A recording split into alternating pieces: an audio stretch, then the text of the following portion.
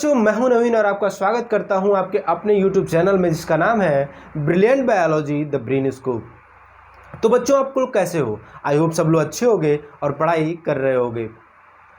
आप लोगों को जैसे मैंने बताया था कि हम क्या कर रहे हैं कि एक 11th की पूरी बायोलॉजी की सीरीज़ लेके आ रहे हैं, जिसमें हम पूरी 11th की जो बायोलॉजी है जो NCERT सिलेबस में दिया हुआ है उसको हम लोग कवर करने वाले हैं। ये आपके जो एग्ज़ाम है, जो 11th के जो स्कूल में एग्ज़ाम होते हैं वो एग्ज़ाम हो, या फिर जब आप नीट का एग्ज़ाम देने जाओगे उसके लिए भी काफ़ी हेल्पफुल होगी, क्योंकि हम NCERT को कवर करते हुए इसको हम लोग कवर करेंगे पूरा। तो NCERT आप लोग जब मेरे साथ पढ़ने बैठना तो अपने साथ NCERT लेके बैठना, आप लोग NCERT की चीज़ों को भी उसमें कवर करते चलना, ठीक है। तो दोस्तों, आप लोगों को मैंने बताया था कि हम जो सीरीज इसकी लेके आ रहे हैं, तो उसमें हमने आज पहला चैप्टर जो सेलेक्ट किया है वो क्या है, सेल, जो यूनिट है सेल की, उसको हमने सेलेक्ट किया है। ये NCERT की यूनिट नंबर 3 में जो 3 चैप्टर्स दिए हुए हैं, chapter number 8, chapter number 9 and chapter number 10।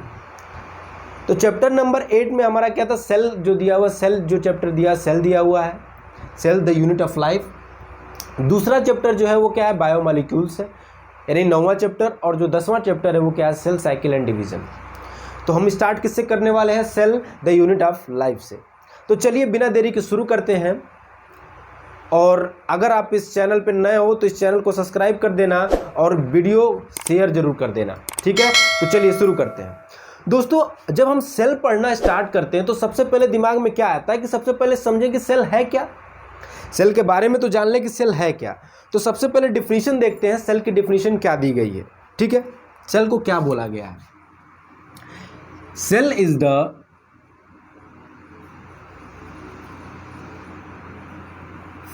Fundamental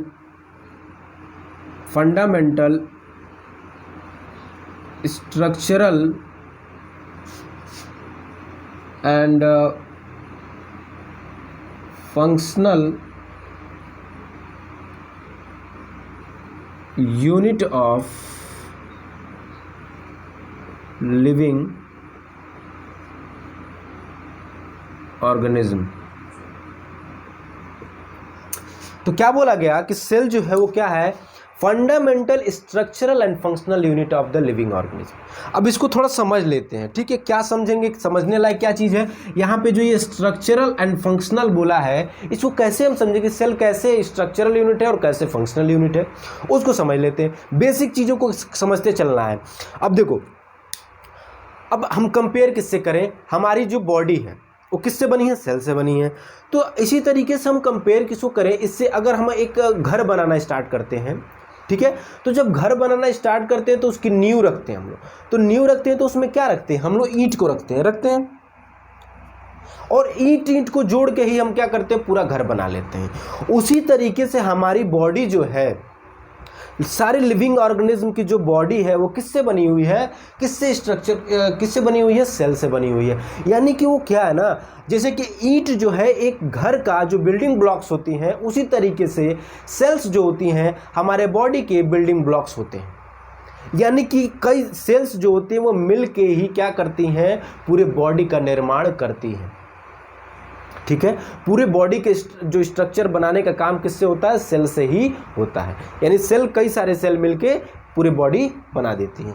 तो अगला क्या है, फंक्शनल यूनिट। और फंक्शनल यूनिट समझने का मतलब यह है कि जो हमारे बॉडी में कोई भी फंक्शन होता है, अगर हमारे बॉडी में अगर कोई भी फंक्शन होता है उसको रेगुलेट कौन करता है, हमारे जो सेल्स होती हैं ना बॉडी की, हमारे बॉडी में जो सेल्स होती है ना, वो सेल्स क्या करती हैं, सारे फंक्शन को रेगुलेट करती हैं। डिफरेंट सेल के डिफरेंट फंक्शन है, ठीक है।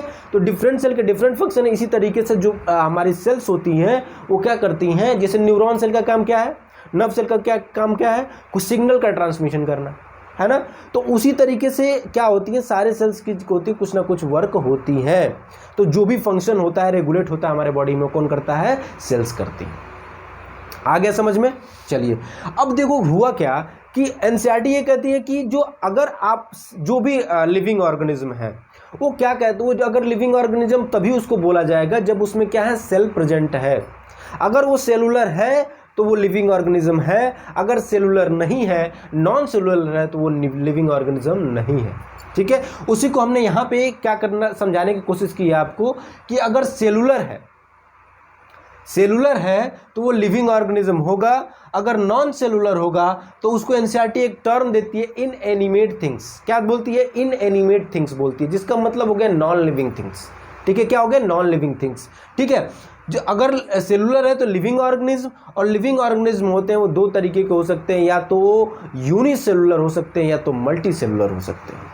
यानी कि यूनिसेलुलर का मतलब क्या हो गया? केवल एक सेल प्रेजेंट हो, या मल्टी सेलुलर का मतलब क्या हो गया? वो एक से ज़्यादा सेल अगर उसमें प्रेजेंट है तो उसको हम लोग क्या बोलेंगे? मल्टी सेलुलर ऑर्गेनिज्म बोलेंगे। ठीक है, बेसिक समझ में आ गया, सेल के बारे में समझ में आ गया। चलिए ठीक है, एक और लाइन समझते हैं कि non living organism have life without no living organism have life without being cellular. वही चीज़ जो मैंने अभी बताई कि कोई भी ऑर्गेनिज्म ऐसा नहीं है जिसकी लाइफ जो है उसको हम इमेजिन भी कर सकते हैं, अगर वो सेलुलर नहीं है तो हम इमेजिन भी नहीं कर सकते भाई। कोई ऐसा लिविंग ऑर्गेनिज्म नहीं है जिसके पास अगर वो सेल नहीं है तो वो क्या हो गया? लिविंग ऑर्गेनिज्म होगा। ठीक है, चलिए इतना समझ में आ गया। अगला, cells are the building blocks of the living organism. ये भी मैंने बता दिया है, सेल्स क्या होती हैं? Building blocks of the living organisms होती है। चलिए अगला है कि all the life begins from the single cell. इसको समझते हैं। मैं यह लिखना नहीं चाहता था बोर्ड पे, लेकिन मैंने ये सोचा कि जितना टाइम मैं लिखने में आपको इन्वेस्ट करूंगा उतना मैं आपसे इंटरेक्ट करके उन चीज़ों को समझाने में मैं ज़्यादा समय दे सकूंगा। तो इसीलिए मैंने क्या किया, बोर्ड पे कुछ हाईलाइटेड पॉइंट लिख दिया जिससे आपको समझने में, समझाने में आसानी हो। ठीक है, तो क्या अगला क्या है कि all the life begins from the single cell. अब इसको कैसे समझेंगे? तो अब देखिए क्या होता है, जितनी भी लाइफ है, अगर हम अपनी बॉडी, अपनी लाइफ के बारे में सोचें, ह्यूमन बींग्स की लाइफ के बारे में सोचें, तो क्या होता है कि हम एक सिंगल सेल जो होता है, जाइगोट से हम क्या हुए हैं? जाइगोट से हमारी इतनी बड़ी बॉडी बनी हुई है। तो कोई भी लिविंग ऑर्गेनिज्म होगा, कोई भी होगा, उसकी जो ओरिजिनेशन होगी, उसका जो ओरिजिन होगा, वो क्या होगा? एक सिंगल सेल से ही होगा। एक सिंगल सेल ही क्या होगी? डिवाइड होगी। डिवाइड होते होते होते होते होते एक इतने बड़े शरीर का, इतने बड़े ह्यूमन का वो क्या लेती है? आकार ले लेती है। ठीक है, ऐसे समझ में कैसे डिवीजन होता है उस सेल डिवीजन में पढ़ेंगे। ठीक है, लेकिन क्या हो गया कि एक जाइगोट, एक सिंगल सेल से हमने क्या किया? एक ह्यूमन बीइंग का निर्माण हो गया। इसी तरीके से जितने भी लिविंग ऑर्गेनिज्म हैं, जितने भी अर्थ पे लिविंग ऑर्गेनिज्म है, वो यूनिसेलुलर हो या मल्टी सेलुलर हो, उनका जो ओरिजिनेशन होगा वो सिंगल सेल से ही होगा। यूनिसेलुलर है तो वो तो सिंगल ऐसे भी है, सिंगल वैसे भी रहेगा, उसमें कोई भी अंतर नहीं आने वाला। ठीक है, इतना समझ में आ गया आपको? चलिए अगला जो दिया हुआ है, अब देखिए एनसीईआरटी थोड़ा यूनिसेलुलर ऑर्गेनिज्म के लिए स्पेसिफिक एक लाइन लिखी हुई है कि यूनिसेलुलर ऑर्गेनिज्म जो होते हैं ना, अभी इनका मतलब यूनिसेलुलर ऑर्गेनिज्म को मैंने पहले बता दिया कि यूनिसेलुलर ऑर्गेनिज्म का मतलब क्या हो गया कि उनमें जो होगी सिंगल सेल, वो क्या होंगे? Made up of single cell. Example जैसे समझने की कोशिश करें, जैसे बैक्टीरिया हो गया। ठीक है, बैक्टीरिया हो गया ना। अगला क्या है? बैक्टीरिया, क्लोमाइडोमोनास हो गया, ईस्ट हो गया, और अमीबा हो गया। ये क्या होगा? अमीबा भी क्या है? अमीबा भी एक सिंगल सेल है ना भाई, देखो एक सेल से बना हुआ है अमीबा भी। बैक्टीरियल सेल जो होते हैं वो भी क्या होते हैं? सिंगल सेल्ड होते हैं। क्लेमाइडोमोनास ये भी क्या है? सिंगल सेल है। ईस्ट क्या होते हैं? ये भी क्या होते हैं? यूनिसेलुलर ऑर्गेनिज्म होते हैं। तो एग्जांपल थोड़ा ध्यान रखना इन चीज़ों को कि हाँ ये यूनिसेलुलर ऑर्गेनिज्म है। मल्टी सेलुलर की बात करोगे तो मल्टी सेलुलर ऑर्गेनिज्म का मतलब क्या हो गया?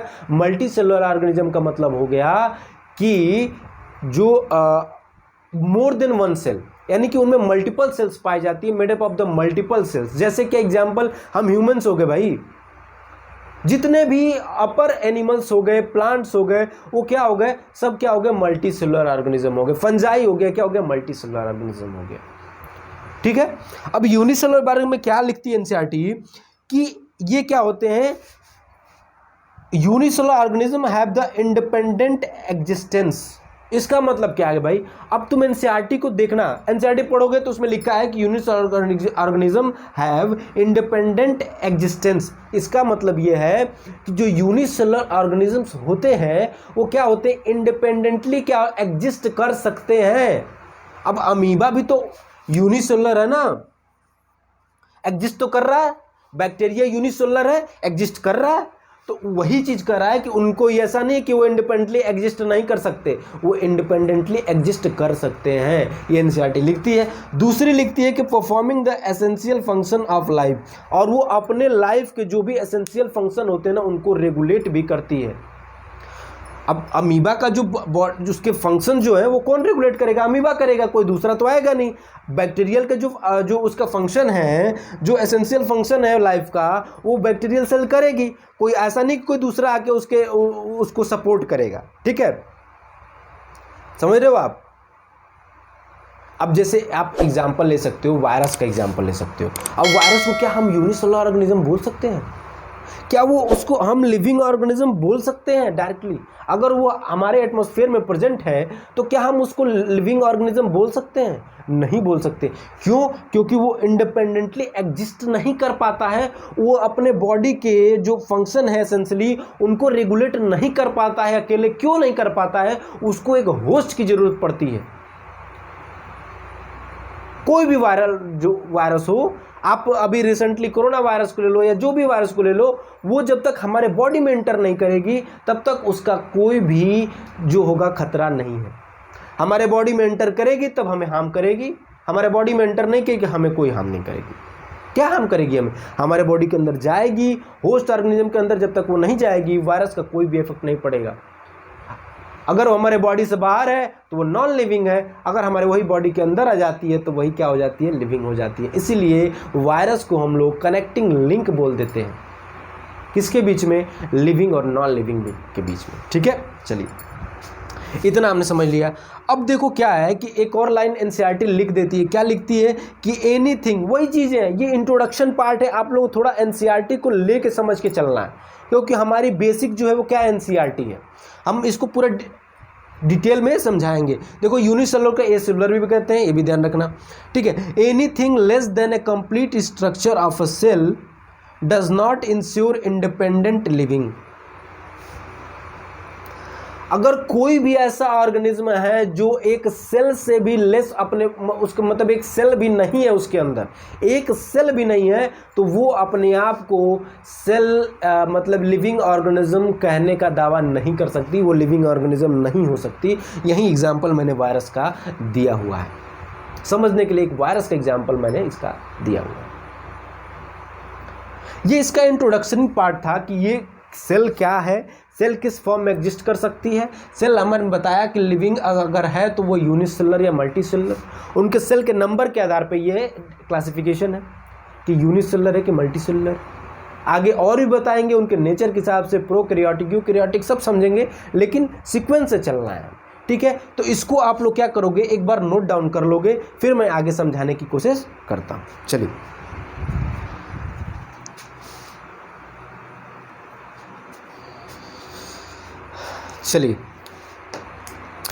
अब हमने सेल की इंट्रोडक्शन पार्ट को देख लिया, समझ लिया। अब थोड़ा सा हम लोग हिस्ट्री के बारे में देखते हैं कि आखिर सेल की डिस्कवरी कैसे हुई, क्यों हुई, देख लेते हैं। इसके पीछे छोटी सी कहानी सुनाऊंगा, उसको समझिएगा, सुनिएगा। ठीक है, जब सेल की डिस्कवरी हुई तो सेल की आज तो हमारे पास है कि हमने क्या किया है, इलेक्ट्रॉन माइक्रोस्कोप की डिस्कवरी कर ली है। सेल की स्टडी, सेल अब सोचो हमारी बॉडी जो सेल से मिल के बनी है, तो सेल का साइज आपको पता हो कितना छोटा होता होगा, तो उसको हमें नेकेड आई से तो हम देख नहीं सकते। आज के समय में हमारे पास इलेक्ट्रॉन माइक्रोस्कोप है, हम आसानी से पूरी सेल की डिटेल स्ट्रक्चर को देख सकते हैं, समझ सकते हैं, उसकी स्टडी कर सकते हैं। लेकिन उन जमानों में क्या हुआ, माइक्रोस्कोप तो था नहीं, लेकिन बिना माइक्रोस्कोप की स्टडी तो की नहीं जा सकती। भाई कैसे देख सकते, हम सेल को देख नहीं सकते। तो क्या हुआ कि सबसे पहले जो है एक साइंटिस्ट थे जिनका नाम था जैकेरिस जैनसन। इन्होंने जैकेरिस जैनसन ने क्या किया, एक जो है माइक्रोस्कोप को बनाया। क्या किया, माइक्रोस्कोप को उन्होंने बनाया। कब बनाया इन्होंने, 1590 में। 1590 में इन्होंने क्या किया, 1590 में इन्होंने एक माइक्रोस्कोप बनाया। ठीक है, जो भी था उन्होंने माइक्रोस्कोप बना दिया। उसके बाद बहुत डिटेल नहीं जाना है ना, उसके बाद क्या किया, गैलीलियो को देख इसमें कुछ कमी दिखी तो उन्होंने क्या किया, इसको थोड़ा सा मॉडिफाई किया, और मॉडिफाई किया इन्होंने मॉडिफाई करके 1610 में एक नया माइक्रोस्कोप बनाया। इनके में भी कुछ कमी रह गई तो उसको रॉबर्ट हुक ने सुधारा और सुधार करके इन्होंने कुछ कारनामा कर दिया। इन्होंने क्या किया, इन्होंने एक कॉर्क सेल लिया, तो कॉर्क सेल को लेके इन्होंने क्या किया, कॉर्क सेल को लेके एक स्लाइड बनाई, उसकी पतली सी उसकी लेयर बनाई, एक लेयर लिया, उसकी स्लाइड बनाई और स्लाइड उसको क्या किया, माइक्रोस्कोप के अंडर में जब उसे देखा उन्होंने तो उनको क्या दिखा, उनको दिखा, रॉबर्ट ब्राउन को दिखा, क्या दिखा भाई, रॉबर्ट ब्राउन को कुछ इस तरीके के स्ट्रक्चर दिखे।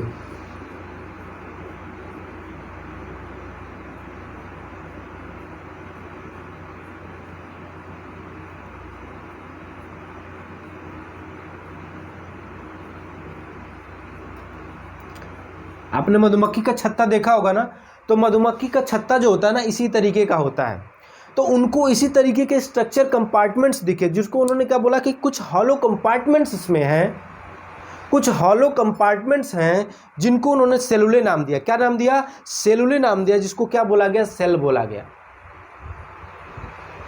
समझ में, 3 साइंटिस्ट इसमें आएंगे, ठीक है। तो पहला नाम क्या था सेल की डिस्कवरी में, सेल की डिस्कवरी हो रही है भाई, ये कहानी किसके पीछे थी, सेल की डिस्कवरी के पीछे थी। तो क्या हुआ कि जब उन्होंने देखा कॉर्क सेल को लिया, किसको लिया था, ये कॉर्क सेल को लिया था, कॉर्क सेल को लिया था, कॉर्क सेल को लिया था, और कॉर्क सेल को क्या किया उन्होंने, उसकी स्लाइड बनाई और उसको देखा जब, तो उन्होंने बोला कि कुछ कंपार्टमेंट्स लाइक स्ट्रक्चर दिख रहे हैं, हॉलो कंपार्टमेंट्स लाइक स्ट्रक्चर दिख रहे हैं, उनको उन्होंने क्या बोला, और ये बोल रहे थे पूरे सेल में ऐसे ही यूनिफॉर्मली वो अरेंज है, उनको उन्होंने क्या बोला, उनको उन्होंने बोला सेलुले, और उसी को फिर क्या बोला गया, सेल बोला गया। तो अगर कोई तुमसे पूछे कि हु इज़ द, किसने डिस्कवरी किया, हु इज़ द डिस्कवरी किसने की सेल की, तो आप क्या बताओगे, रॉबर्ट हुक। रॉबर्ट हुक ने सेल की डिस्कवरी की थी। लेकिन जो रॉबर्ट हुक ने जिस सेल की डिस्कवरी की थी वो सेल क्या था, वो सेल कैसा था, वो सेल जो था वो कैसा था, डेड था, डेड सेल था। वो कैसा था, वो कैसा था, वो डेड सेल थी, ठीक है। यानी डेड सेल की डिस्कवरी किसने की, रॉबर्ट हुक ने। किसमें किया, कॉर्क सेल में, कॉर्क सेल में किया। कॉर्क सेल को जब उन्होंने देखा तो हनी कॉम्ब लाइक स्ट्रक्चर दिखा उन्हें। इसको उन्होंने क्या बोला, इसको बोला हॉलो कंपार्टमेंट्स, कुछ हॉलो कंपार्टमेंट्स प्रेजेंट हैं, और उन हॉलो कंपार्टमेंट को इन्होंने एक नाम दिया जिसको उन्होंने बोला सेलुले बोला, और फिर उसी सेलुले को हम लोग क्या बोलते हैं, सेल बोलते हैं। तो यानी कि अगर ये आपसे पूछे, 2 चीज़ें पूछ सकता है कि सेल की डिस्कवरी किसने की थी, तो रॉबर्ट हुक ने किया था, और डेड सेल की डिस्कवरी किसने की थी, तो वो किसने किया था, रॉबर्ट हुक ने किया था। यानी कि रॉबर्ट हुक ने जिस सेल की डिस्कवरी की थी वो क्या था, डेड सेल था। लेकिन एक्चुअली एक बात बताएं आपको कि जो उन्होंने देखा वो सेल एक्चुअली में था ही नहीं, उन्होंने क्या देख लिया, सेल वॉल को देख लिया, और सेल वॉल को देख के उन्होंने ये चीज़ बताई थी, ठीक है। उसके बाद दूसरे साइंटिस्ट आए जिनका नाम था एंटो वॉन लीवेनहॉक। अब इन्होंने क्या किया, ये भाई थे, इनके पास भी था, माइक्रोस्कोप था, तो ये कुछ भी पाते थे ना तो उसका क्या करते थे, वो माइक्रोस्कोप के अंदर देखने लगते थे। तो इन्होंने स्पर्म को माइक्रोस्कोप के अंदर देखा, इन्होंने जो दांतों में जो देखते हो ना टूथपिक होती है उसको देखा, ठीक है, दातुन जो करते हैं उसको स्लाइड बना के देखा। तो उन्होंने जब देखा ना तो देखा कि कुछ सेल्स में क्या हो रही है, मूवमेंट हो रही है। यानी कि मूवमेंट जब हो रही है ना तो उन्होंने देखा कि इसमें जो कुछ ऐसी चीज़ें हैं जो मूव कर रही हैं।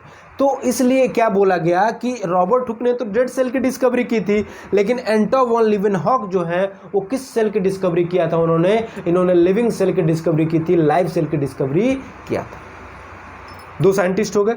तीसरे साइंटिस्ट आए, इनका क्या बोलते हैं, इनको रॉबर्ट ब्राउन।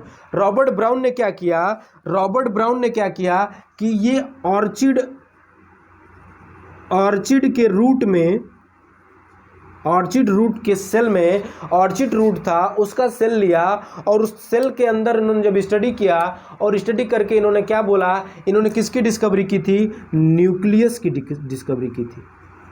किसकी डिस्कवरी कर दी थी? न्यूक्लियस की डिस्कवरी कर दी थी। इन्होंने बताया कि जो सेल होता है, सेल के अंदर क्या होता है, एक न्यूक्लियस भी प्रेजेंट होता है। ठीक है, तो ये हो गई एक हिस्ट्री, इसका हो गया। इस सेल की डिस्कवरी कैसे हुई वो चीज़ें हमने समझ ली। आई होप सबको समझ में आ गया कि ठीक है कि माइक्रोस्कोप का पहले तो मैंने बेसिकली माइक्रोस्कोप के बारे में बताया, कौन कैसे डिस्कवरी किया। उसके बाद मैंने बताया कि 3 साइंटिस्टों का नाम लिया हमने। रॉबर्ट हुक के सुना कि रॉबर्ट हुक ने क्या किया, डेड सेल का डिस्कवरी किया। कैसे किया? कॉर्क सेल लिया। कॉर्क सेल को जब उन्होंने माइक्रोस्कोप अंडर में देखा तो उनको हनीकॉम्ब लाइक स्ट्रक्चर दिखा, और उस हनीकॉम्ब लाइक स्ट्रक्चर को उन्होंने सेलुले बोला, जिसको हमने साम्स क्या बोलते हैं, सेल बोलते हैं। और ये जो उन्होंने देखा वो क्या था, उन्होंने बोला कि डेड सेल है। और उसके बाद एंटो वन लीवेनहॉक आए। एंटो वन लीवेनहॉक ने क्या किया, स्पर्म पे देखा, और जो टूथ हम दातुन करते हैं, दातुन को लेके उन्होंने क्या किया, उसको जब देखा तो उसमें क्या हो गया, उनको लिविंग सेल्स दिखे। तो ये क्या इन्होंने किसकी डिस्कवरी की? लिविंग सेल की डिस्कवरी की। रॉबर्ट ब्राउन है। रॉबर्ट ब्राउन ने क्या किया? रॉबर्ट ब्राउन ने 1831 में, करीब 1831 में इन्होंने क्या किया, ऑर्चिड रूट के सेल में इन्होंने क्या कर दिया, न्यूक्लियस की डिस्कवरी कर दी।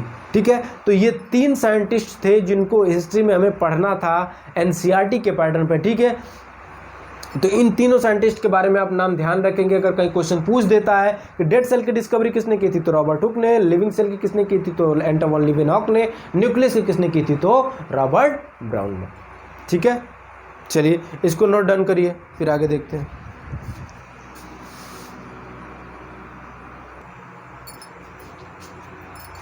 चलिए हमने इतना देख लिया, अब क्या स्टार्ट करने वाले हैं हम इस चैप्टर का एक काफ़ी पहला और इम्पॉर्टेंट, अभी तक भी जो था वो सब तो इम्पॉर्टेंट था ही, लेकिन बेसिक चीज़ें थी। ठीक है, इंट्रोडक्शन पार्ट था और हिस्ट्री पार्ट था। अब जो आ रहा पहला जो सबसे इम्पॉर्टेंट टॉपिक आ रहा है, सेल थियरी। जो क्वेश्चन आपके जो एग्ज़ाम होते हैं, स्कूल एग्ज़ाम होते हो या फिर नीट का एग्ज़ाम हो, इससे क्वेश्चन आना ही आना है। ये समझ लो PYQ है, यानी कि प्रीवियस ईयर क्वेश्चन है, इनमें से क्वेश्चन आने ही वाले हैं। ठीक है, तो सबसे पहले कि सेल थियरी दी किसने। अब सेल थियरी दी किसने, तो 2 साइंटिस्टों का नाम इसमें आ जाता है। पहले हैं स्लीडन और दूसरे श्वान। M स्लीडन और T श्वान ने क्या किया, इन्होंने ये इंडिविजुअली वर्क कर रहे थे अपना, इन्होंने क्या फिर कंबाइंडली क्या किया, अपने वर्क को एक सेल थियरी नाम दिया। ठीक है, क्या दिया, सेल थियरी दिया। तो क्या इन दोनों ने लगभग सिमिलर वर्क पे, सिमिलर टाइम पे ही काम किया। जो स्लीडन थे उन्होंने 1838 में, और जो स्वान थे उन्होंने 1839 में अपना काम स्टार्ट किया। ठीक है, अपना काम किया, जो भी वर्क किया, जो प्लांट और एनिमल पे वर्क किया। अब जो स्लीडन थे ये क्या थे, जर्मन बोटानिस्ट थे। ये क्या थे, जर्मन बोटानिस्ट थे, यानी कि इनको ये प्लांट से रिलेटेड थे, उन्होंने प्लांट पे काम किया। ठीक है, और जो स्वान थे ये क्या थे, ब्रिटिश बोटानिस्ट, ब्रिटिश जूलॉजिस्ट थे। क्या थे, ये जूलॉजिस्ट थे। लेकिन इन्होंने क्या किया, इनकी अब समझिए, ये इन्होंने जूलॉजिस्ट थे लेकिन इन्होंने एनिमल के साथ साथ प्लांट पे भी थोड़ी सी रिसर्च किया। ठीक है, अब ये इन्होंने क्या किया था, स्लीडन ने क्या किया कि 1838 में कुछ पॉस्टुलेट दे दिए। क्या अपनी जो उन्होंने ऑब्जर्वेशन था, जो उनकी एक थेसिस थी, ऑब्जर्वेशन को उन्होंने क्या बोला कि plant cell are made up of the different cell which form tissues. उन्होंने बोला कि प्लांट सेल जो होते हैं ना, वो क्या करते हैं, कई डिफरेंट सेल्स से मिल के बने होते हैं, और जो क्या करते हैं कि फर्दर टिश्यूज़ का फॉर्मेशन करते हैं। उन्होंने उसके बाद बोला कि all plants have the similar structure called cell wall. उन्होंने बोला कि जितने भी प्लांट सेल हैं उनके पास एक सिमिलर स्ट्रक्चर होता है, जिसको उन्होंने क्या बोला, सेल वॉल बोला। ठीक है, क्या बोला, सेल वॉल होती है, उनमें एक सिमिलर स्ट्रक्चर, सारे प्लांट्स में एक सिमिलर स्ट्रक्चर होती है, जिसको सेल वॉल बोला। उसके बाद cell also contains the jelly like substance and nucleus. उन्होंने ये भी बोला कि न्यूक्लियस की डिस्कवरी तो हो ही चुकी थी, लेकिन अब उन्होंने बोला कि जब सेल की उन्होंने जब स्टडी किया प्लांट सेल की, उन्होंने बोला सेल वॉल प्रेजेंट है, और उन्होंने बोला cell also contain the nucleus. उन्होंने क्या बोला, सेल के अंदर न्यूक्लियस भी प्रेजेंट है और एक जेली लाइक सब्सटेंस भी प्रेजेंट है। ठीक है, सेल के अंदर। तो उस जेली लाइक सब्सटेंस को ही फर्दर जो 1839 में जाके जो परकिंजे थे और एक और साइंटिस्ट थे, वॉन मॉल करके साइंटिस्ट थे, इन्होंने इसी जो जेली लाइक सब्सटेंस उन्होंने बताया, इस जेली लाइक सब्सटेंस को ही प्रोटोप्लाज्म के नाम दे दिया। क्या बोला, प्रोटोप्लाज्म नाम दे दिया इन्होंने। ठीक है, किसने दिया, जो परकिंजे थे और जो वॉन मॉल थे, उन्होंने, दोनों साइंटिस्टों ने इसका नाम 1839 में प्रोटोप्लाज्म दिया। उसके बाद जो 1839 में ही टी स्वॉन ने क्या किया, एनिमल और प्लांट दोनों पे पहले उन्होंने क्या कि एनिमल पे वर्क किया। तो जब एनिमल पे वर्क किया तो उन्होंने क्या बताया, ये क्या रिपोर्ट किया इन्होंने कि cells had a thin outer layer which is today known as the plasma membrane. अब देखो इन्होंने प्लाज्मा मेम्ब्रेन के बारे में कैसे बताया, इनको तो सेल वॉल दिख गई, लेकिन इन्होंने देखा कि एनिमल के अंदर क्या है, एक थिन लेयर प्रेजेंट होती है जिसको इन्होंने कोई जिक्र नहीं किया था प्लाज्मा मेम्ब्रेन का। तो इन्होंने बोला कि एक थिन लेयर प्रेजेंट होती है जिसको हम लोग क्या बोलते हैं, प्लाज्मा मेम्ब्रेन, और आज हम तो सेल मेम्ब्रेन के नाम से भी जानते हैं। ठीक है, किसने बताया, स्वॉन ने बताया। अगला बात इन्होंने ये कंक्लूड किया कि उन्होंने क्या किया, जब ये तो बता दिया, उसके बाद इन्होंने प्लांट पे भी थोड़ी स्टडी की, और प्लांट पे उन्होंने स्टडी किया तो उन्होंने पाया कि जो स्लीडन ने बताया था कि जितने भी प्लांट सेल होते हैं उनमें क्या होता है कि एक सब में सिमिलर सेल वॉल पाई जाती है, सिमिलर स्ट्रक्चर पाई जाती है, जिसको सेल वॉल बोला। तो इन्होंने ये बोला कि सेल वॉल जो होती है वो क्या होती है, यूनिक फीचर होती है, किसकी, प्लांट सेल की। एनिमल सेल में सेल वॉल नहीं पाई जाती है। किसने बता दिया, स्वॉन ने बता दिया। जियोलॉजिस्ट थे, लेकिन उन्होंने अपना प्लांट पे भी थोड़ा काम किया, और काम करके देखा कि प्लांट्स, जितने प्लांट्स पे भी तो इन्होंने देखा तो सारे प्लांट्स पे सेल वॉल दिख रहा था, लेकिन एनिमल सेल पे कोई सेल वॉल नहीं दिखा इन्हें। तो इन्होंने बोला कि जो सेल वॉल है वो क्या है, यूनिक फीचर है, वो यूनिक आइडेंटिटी है, किसकी, प्लांट सेल की। ठीक है, उसके बाद इन्होंने एक और बात बोला, organism are made up of cell and cell product. उन्होंने ये बोला कि जो भी ऑर्गेनिज्म होते हैं वो किससे बने हैं, वो सेल से और सेल के प्रोडक्ट से मिलके बने हैं। ये उन्होंने अपनी ये क्या दिया, सेल थियरी दी इन्होंने दोनों मिलके। जो एक ने काम किया 1838 में, एक 1839 में, और इन्होंने कंबाइंडली एक क्या दिया, रिजल्ट दिया, जिसको उन्होंने क्या बोला, सेल थियरी बोला। लेकिन ये थियरी, ये हाइपोथेसिस क्या हो गई, थोड़ी फेल हो गई। क्या बताने में फेल हो गई, वो ये बताने में कि सेल का ओरिजिनेशन कहाँ से होता है, सेल की ओरिजिन कहाँ से होती है, सेल आता कहाँ से, सेल की ओरिजिन होती कहाँ से।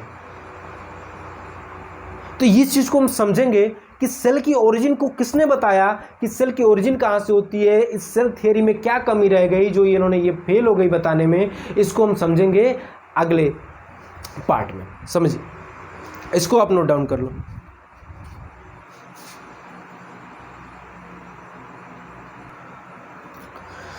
चलिए, तो अभी तक इन दोनों ने क्या किया, एक हाइपोथेसिस दिया सेल थ्योरी की, एक हाइपोथेसिस दे दी कि सेल थ्योरी में क्या क्या चीज़ें होती है, सेल में क्या क्या चीज़ें होती है। लेकिन ये फेल्ड रह गए किस में, कि ये बताने में कि सेल की ओरिजिन कहाँ होती है। इस बीच में क्या होती है, 1855 में, सोच लो ये 39 की बात है, अब फिर क्या हुआ 1855 में, 1855 में एक नए हीरो की एंट्री होती है, एक नए साइंटिस्ट की एंट्री होती है, जिसका नाम होता है रुडोल्फ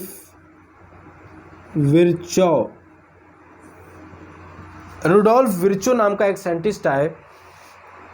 और इन्होंने क्या किया, इन्होंने जो सेल थियरी जो दी गई थी ना, जो सेल थियरी दी गई थी, इसमें कुछ मॉडिफिकेशन किया इन्होंने। क्या किया इन्होंने, क्या किया, सेल थियरी जो दी गई थी उसमें कुछ मॉडिफिकेशन किया, और मॉडिफिकेशन करके एक क्या किया, एक लाइन इन्होंने बोला, ओमनिस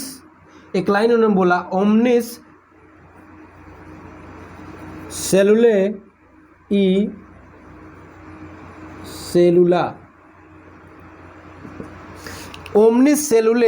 ई सेलुला इन्होंने बोला। इसका मतलब था इन्होंने क्या किया, इसको मॉडिफिकेशन के, इस पर स्टडी किया इन्होंने। स्टडी करने के बाद इन्होंने ये चीज़ लिख के दिया। इसका मतलब ये था कि जो भी सेल होती हैं वो क्या होती हैं, वो प्री एग्जिस्टिंग सेल से ही क्या होती हैं, ओरिजिनेट होती है। क्या बोल दिया इन्होंने, सुनिएगा ना, ये बात स्लीडन ने बोली थी ना स्वॉन ने बोली थी, इनकी सेल थ्योरी में चीज़ थी ही नहीं। और ये बात बोल के रुडोल्फ विर्चो ने इन दोनों के हाइपोथेसिस को, जो सेल थ्योरी दिया था, उसको एक फाइनल शेप दे दिया। मतलब अगर आपसे ये पूछे कि जो सेल थियरी को फाइनल शेप किसने दिया, तो क्या बोलोगे? रुडोल्फ विर्चो ने 1855 में क्या किया? सेल थियरी को मॉडिफाई किया और एक नई सेल थियरी दी जिसको हम लोग मॉडर्न सेल थियरी के नाम से भी जानते हैं। और उन्होंने ये बताया ओमनिस सेलुला ई सेलुला। इसका मतलब ये हो गया, ओमनिस सेलुला ई सेलुला का मतलब हो गया, ओमनिस सेलुला ई सेलुला का मतलब हो गया, इसका मतलब हो गया कि जो भी सेल्स होती हैं, that cells divide and new cells are formed from the pre existing cells. The cells are divides and form the new cell, ठीक है, form the new cell from the pre existing cells. यानी कि जो नए cell जो होते हैं ना, वो कहाँ से होते हैं? वो प्री एग्जिस्टिंग सेल से ही बनते हैं, नए ओरिजिनेट होते हैं। ये चीज़ कौन बता दिया? रुडोल्फ विर्चो ने बता के, और इस जो सेल थियरी को एक फाइनल शेप दे दिया जिसको हम लोग मॉडर्न सेल थियरी के नाम से भी जानते हैं। इन्होंने एक क्या चीज़ ऐड कर दिया इनकी सेल थियरी में? रुडोल्फ विर्चो ने क्या चीज़ ऐड कर दिया? रुडोल्फ विर्चो ने क्या चीज़ ऐड कर दिया?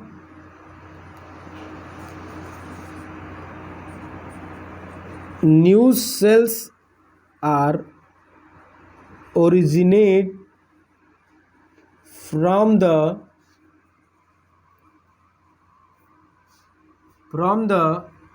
pre-existing cells।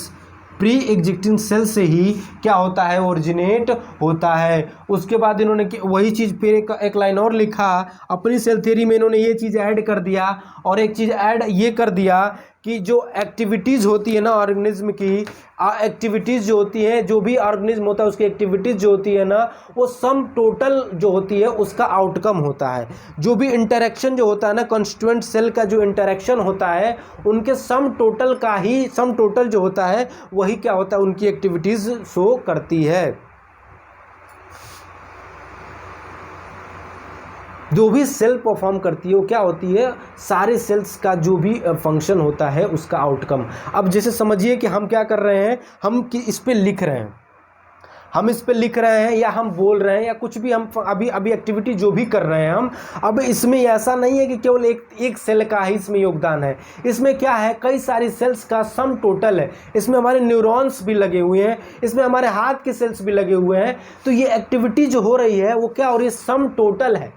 सारे सेल्स की जो आउटकम आ रहा है उसका ये रिजल्ट आपको दिख रहा है। ये किसने बोल दिया? रुडोल्फ विर्चो ने अपने। और उन्होंने ये भी बताया कि जो सेल्स होती हैं वो किससे बनी होती हैं? सेल्स या सेल्स के कंपोनेंट से बनी होती है। और इस तरीके से जो रुडोल्फ विर्चो थे उन्होंने सेल थियरी को क्या किया? एक फाइनल शेप दे दिया।